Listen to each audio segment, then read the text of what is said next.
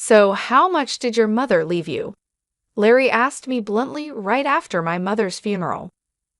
I couldn't believe he said that without even a word of sympathy for me.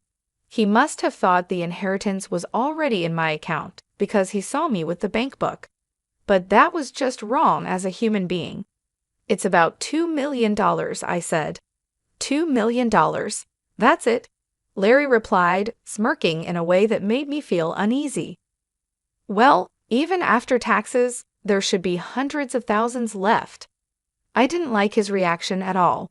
He had a nasty smile that made me uncomfortable. I didn't know what he was planning, but I was sure things wouldn't go his way.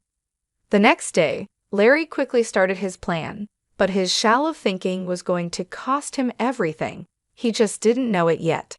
My name is Sarah Taylor. I got married through an arranged marriage when I was 19.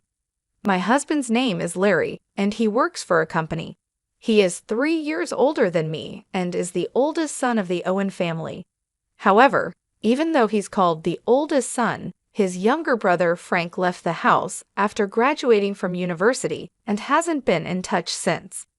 So Larry was treated like an only child and was very loved by my parents-in-law. Honestly, I didn't want to marry Larry, but my mother came from a family that had been running a business for generations. I was in a position where I couldn't go against what my parents decided, so I ended up marrying Larry. He couldn't refuse the marriage either because his father was in business. We didn't marry out of love. It was a marriage far from happiness. Unfortunately, we couldn't have children. Since we got married young, it was hard to accept that we couldn't have kids, and I hoped that having a child would improve our situation. But even with hospital visits, it didn't happen. Hey, barren woman, are the chores done? At first, my parents-in-law, who used to treat me well as a young lady, started calling me a barren woman after a few years. I mean, you should be able to make it happen if you just do what you're supposed to do. It's a waste of money going to the hospital. My father-in-law would say mean things to me every day, but Larry never stood up for me. While I was being scolded by my in-laws, he would either read the newspaper or take a nap, snoring away. Even when I wanted a change and said I wanted to work, he would say, "If you go to work, people will think we're not doing well," and wouldn't let me leave the house. At that time, it was common for women to become homemakers after getting married. However, living with just my mother-in-law was honestly a nightmare every day. No one would help me. I couldn't worry my parents by telling them, and I couldn't run away because our marriage was tied to work. Still, I thought I would be rewarded someday and desperately endured every day. However, no matter how many years passed, the situation never got better. 19 years after our marriage, when I turned 43, my father-in-law died in an accident. That incident led to the discovery that his company had been avoiding taxes. The back taxes and fines depleted our assets. Our property was seized, and the company went bankrupt. Although we kept the house, we had to let go of our comfortable lifestyle. I thought it would be hard for Larry, who was then 45, to find a new job, but my parents introduced him to one. Thanks to that, he quickly found work. But my mother-in-law became like an empty shell and aged rapidly. For a while, she didn't even have the energy to say mean things to me, which was a relief. But then she had a stroke and needed care. With this, I truly lost any hope of having a child anymore. I was already 43 and somewhat giving up in my heart, but this became the real turning point for letting go. Larry, as if it were only natural, pushed the care of his mother onto me. On his days off, he would lounge around just like before. "Larry, I wish you'd help with your mother's care sometimes," I gathered my courage and told him one day. Even if it were just on his days off or even for one meal, if he could help, it would mean so much to me. But Larry frowned and said, I'm working, you know. Let me rest on my days off." Larry just didn't seem to understand. I don't really have what you would call a day off. After Larry's father's company went bankrupt, my parents started worrying about me. They finally said, "Come back home." But what would happen to his mother if I left now? We have a caretaker come once a week, but I can't imagine having the money to hire someone every day for this house. Even though I was treated badly, I couldn't abandon her. It just wasn't in me to do that.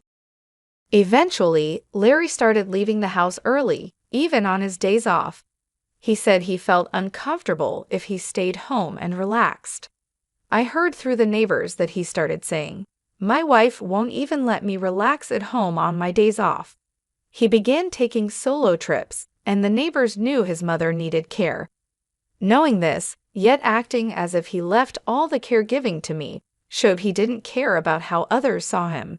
It was sad to see his mother, who loved Larry, being ignored by him once she got sick. Sometimes she would say, "It's because you're here that Larry won't come." But when I replied, "Should I leave then?" she would quickly go quiet. This went on for another 19 years, and the long caregiving period finally ended when my mother-in-law passed away, reuniting with her husband. I was about to turn 59. I had no love left for Larry, but I had come to terms with many things. Leaving didn't seem possible, and I would probably spend the rest of my days in this house. Larry was diligent only in his work, and this was noticed. Even after reaching retirement age, he was asked to keep working as senior staff. This allows me to live the way I do now. We were never a close couple, but I am thankful for this aspect. Our marriage wasn't good, but Larry never tried to kick me out. He probably thinks it's too late for that now. He still prefers being out of the house on his days off, so I've come to enjoy my alone time. I've even taken up pottery as a hobby. I've made friends at this age and am spending days that I can finally enjoy for the first time since getting married. But this seems to have annoyed Larry. "You're out playing while I'm working," he said, and one day, he even burned my bag. I used the bag for my pottery class, and Larry burned it in the yard. "What are you doing? Don't get lost in weird hobbies, just do the housework," he said. My pottery materials and my pouch were still inside the bag. Even pouring water on it was too late. It turned to ashes. I was really furious. I thought it was too late for change, but I still had a long life ahead. The word divorce crossed my mind, but just as I was considering it, another misfortune struck.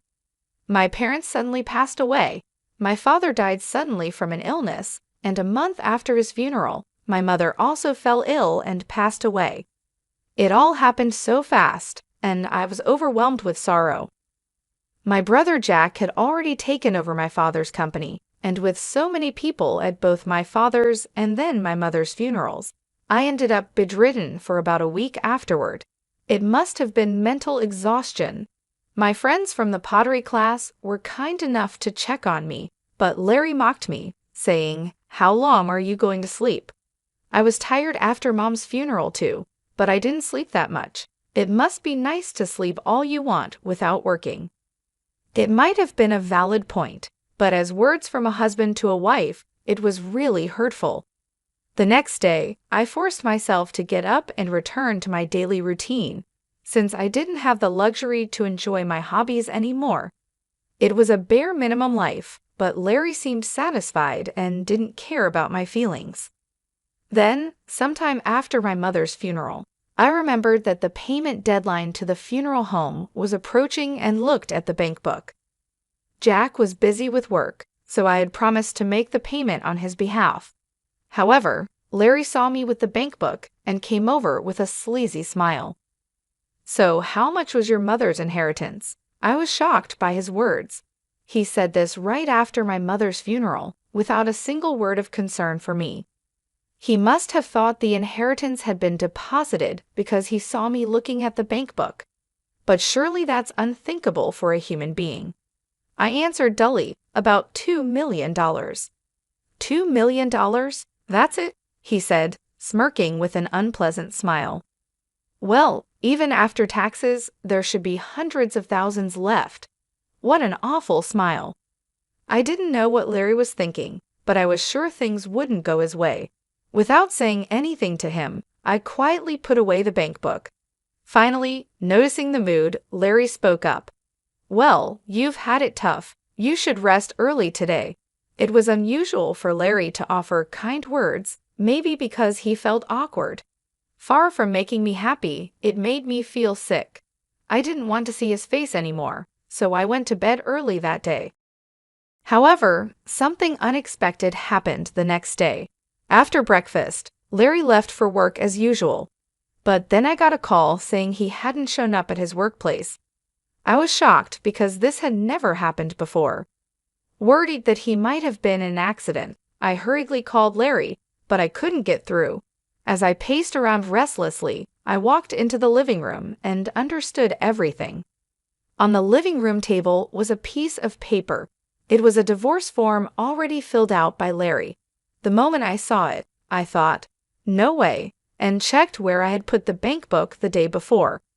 As I expected, the bank book was gone. Unbelievable, I muttered and sighed. It wasn't an accident or anything. Larry had likely disappeared on his own. I had thought he was up to something in the living room that morning. By taking those items, he must be planning to start a new life without me. Larry hadn't driven me out before because he was waiting for my parents' inheritance. The stolen bank book was proof enough. Even with this realization, I remained calm. There was no need to panic.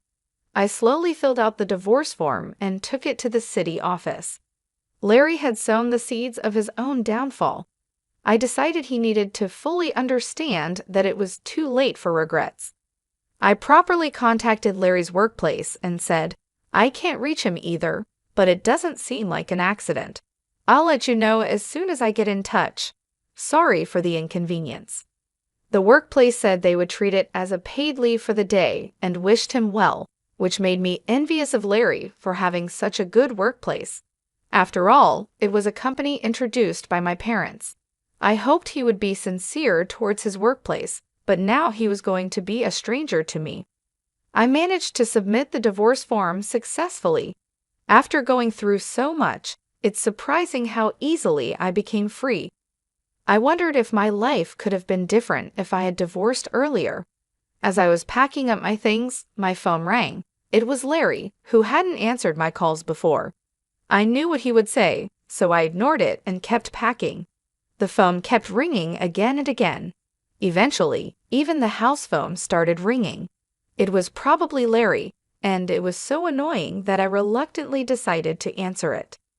"Hello," I said casually. Sure enough, I heard Larry's panicked voice on the other end. "Yes, I called because I was informed you hadn't shown up for work. You should contact your workplace immediately." "That's not the issue right now." Larry interrupted me, shouting, "I can't withdraw the money." Hearing his voice, I couldn't help but burst out laughing. So he finally noticed, huh? I thought he must not have realized because he stole the bank book in a hurry. "My ID? You burned it, remember?" "What? No, don't you remember it was in the bag for my pottery class?" I answered, laughing. Larry sounded flustered. "Then this ID, isn't it expired?" "I wouldn't know. After your mother passed away, I repeatedly asked you to take care of the paperwork. I went to the bank for the procedure, but they said it couldn't be done because I wasn't the heir. So the bank book was left untouched with just a few dollars remaining. Don't mess around. You have to properly organize things for someone who's not here anymore, right? You said you'd take care of it eventually, so keep it in mind. Don't blame me." "Then what am I supposed to do with this bank book?" "What to do or not to do, unless I go to do the paperwork, there's nothing that can be done about it." As I spoke, Larry kept complaining, but I didn't feel like replying and fell silent. Impatiently, Larry seemed to have gone back to the bank teller, explaining the situation. "I accidentally burned the ID. Can't anything be done? Maybe by proxy? Look, I'm on the phone with my wife right now." It seemed he put it on speaker, and I could hear the troubled voice of the teller too. I questioned his words. "Larry, what are you talking about? You know you can't do anything like that as a stranger, right?" "Huh?" "The divorce papers were properly processed just now. Thanks for the preparation. Bye." I said what I wanted to say and hung up the phone. I'm sure the bank teller heard my last words too. By now, Larry must be either pale with shock or red with anger. Just imagining it made me laugh. I knew I had to leave the house before he returned. With that thought, I quickly packed my things and left the house. My destination was my family's old home, which was empty after my parents passed away. I had inherited that home as well. My mother's assets from running her company totaled $15 million. However, inheriting a large sum of cash wouldn't be safe if Larry found out, especially since we had no children. So I inherited just enough to live comfortably, about $2 million. The rest was the family home, my mother's beautifully preserved dresses, and my father's antiques. If these heirlooms were appraised, they would be worth a lot. I had my brother Jack's permission for this arrangement.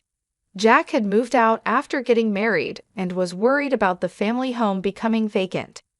He had children and had taken over the company, so he was happy to inherit just the cash. We completed the inheritance discussions peacefully. After arriving at the family home, I informed Jack that I had divorced Larry and would be living there. He said, "If you are going to live in the family home, it won't be empty, which is a relief. But are you really okay with divorcing Larry, Sarah?" "Yes," I replied. "We don't have children, and both our parents have passed away. If we both want a divorce, then it's for the best. I want to restart my life, and I have no regrets." Jack was worried about me being alone, but living as Larry's servant for life would have been worse. Besides, if I could spend the last moments of my life in this house, where I had many memories with my family, even if I was alone, it would be happiness. Larry kept calling me many times after that, but he didn't think I would be at the family home and never came to visit.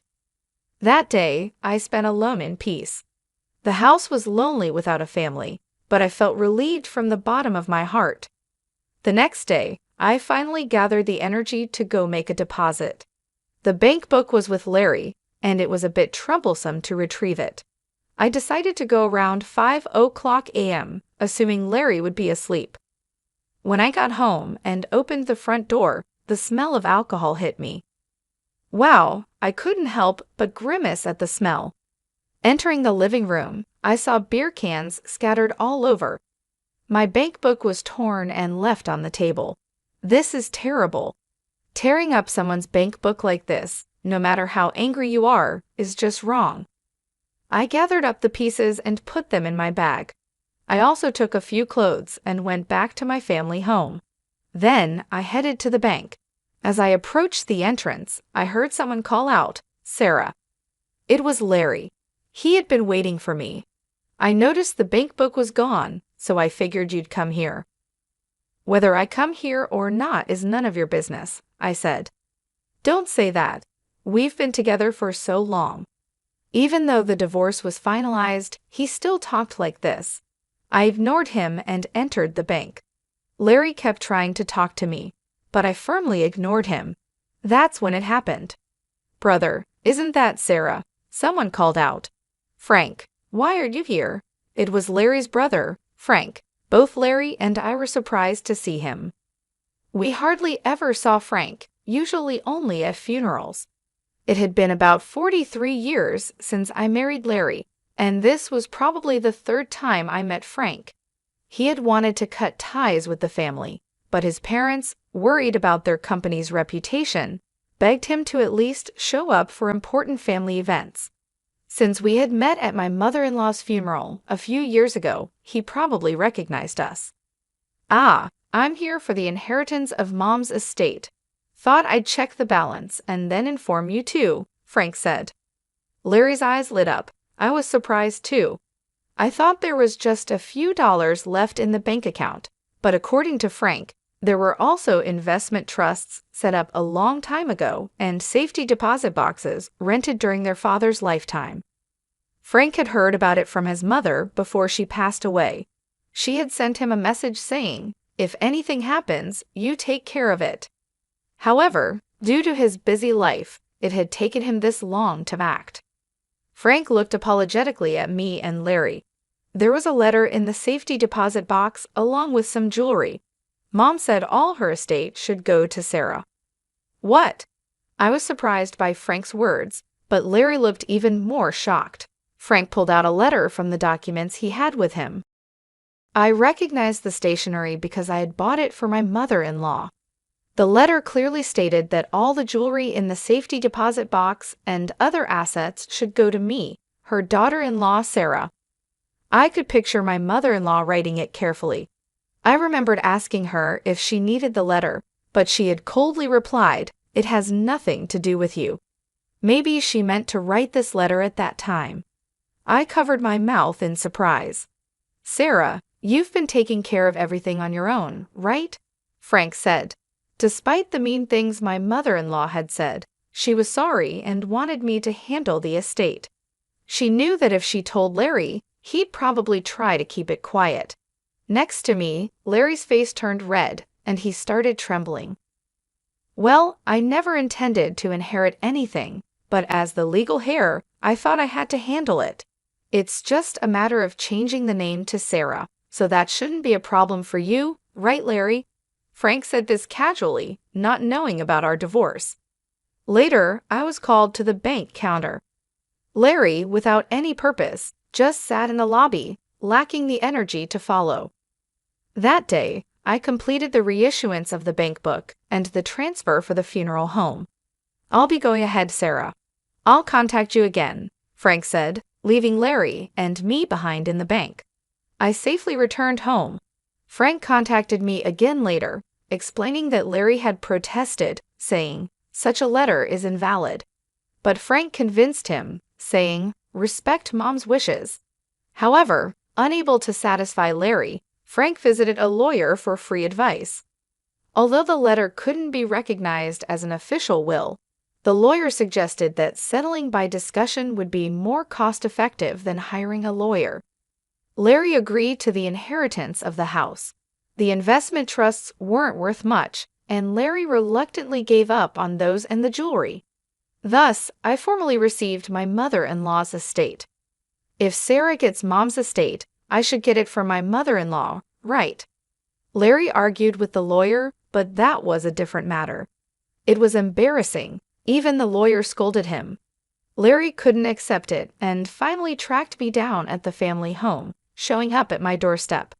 I was wrong. "Let's start over," he begged, realizing he couldn't get anything.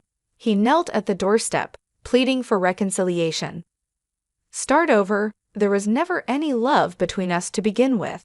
What's there to start over? For the first time, I felt free to speak my mind.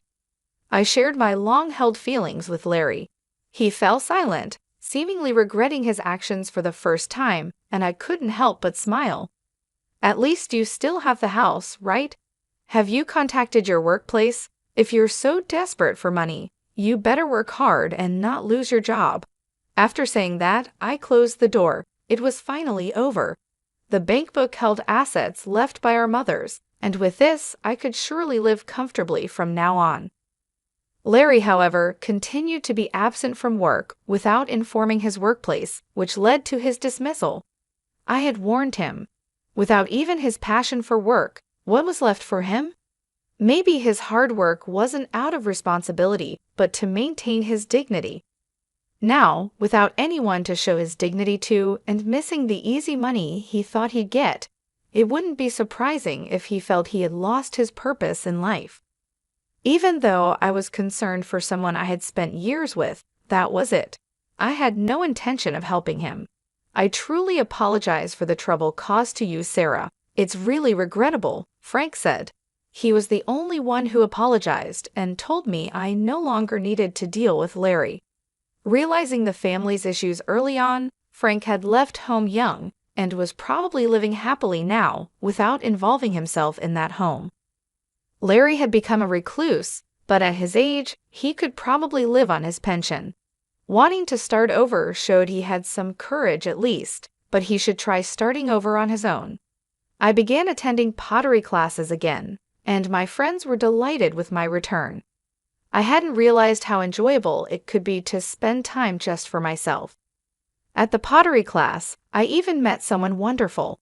Though I had sworn off marriage, being with someone who loves me might also be a form of happiness. Rather than being alone forever, it might be better to embrace new beginnings. It might feel too late, but just like with the divorce, it's never too late as long as you're alive. Anyone can find happiness, no matter their age. I believe that.